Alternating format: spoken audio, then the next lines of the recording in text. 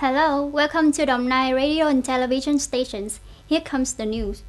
Vietnam has so far successfully treated many cases positive for COVID-19, according to the representative of the Administration of Medical Examinations and Treatment. Although there is no special drugs, Vietnam has an effective treatment regimen for COVID-19. The COVID-19 has similar characteristics to the previous heart disease, so Vietnam has updated treatment guidelines right from the days before the new year.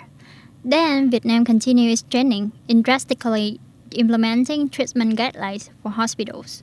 In particular, the Administration of Medical Examinations and Treatment offers specific treatment strategies from initial reception instructions, isolating patients, to using drugs, fluids, and emergency equipment most necessary for critically ill patients with modern medical equipment.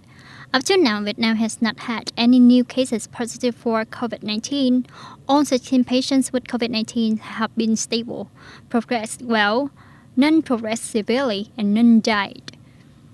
The People's Committee of Biên Hòa City recently has a working section with departments, divisions, and attack units to implement the prevention and control of avian influenza in the city in the coming time.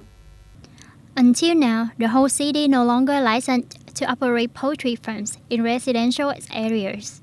Currently, there's only one poultry farm of CP George Stock Company in a residential area of Fulton Commune. Although there is no longer any raising livestock household, the consumption of poultry products remains the essential needs of the city's people. To ensure safety and prevent epidemics, Biên Hòa has recently distributed nearly 200 liters of chemicals to localities and market management boards to disinfect.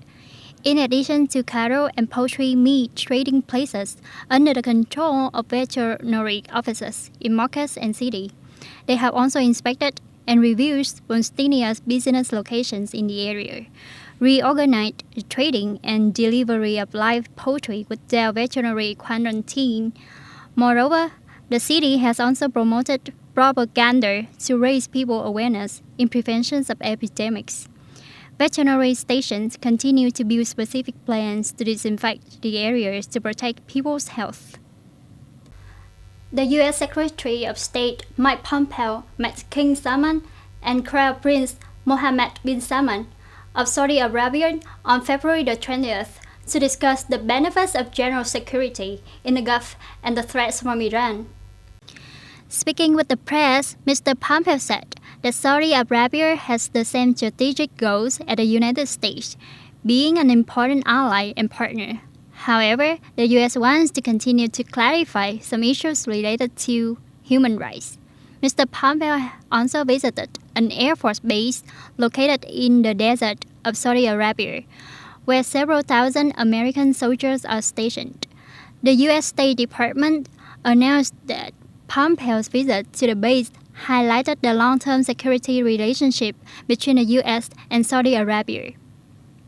On February the 20th, German Chancellor Angela Merkel strongly condemned the shootings that happened a day earlier in a town near Frankfurt City, killing 11 people. According to German leaders, there are signs that the suspect had racist and extremist ideology.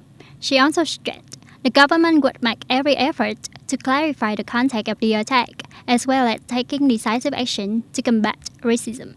She said, the German government and the federal institutions always uphold the rights and dignities of every human being in our country. We do not distinguish citizens based on their origin or religion. We will forcefully and aggressively confront all those who are seeking to divide Germany. That's all the news for today. Thank you and goodbye.